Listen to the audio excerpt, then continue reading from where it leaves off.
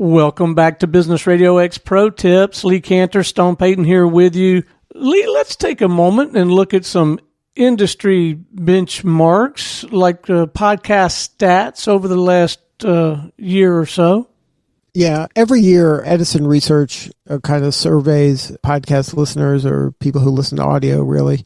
And they've been doing this 25 years, I think, now, and it's released usually at the end of the first quarter of every year.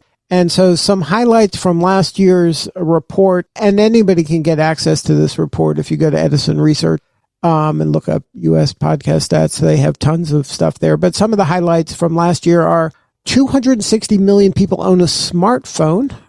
35% of people, 35 to 54, use LinkedIn versus 73% who use Facebook.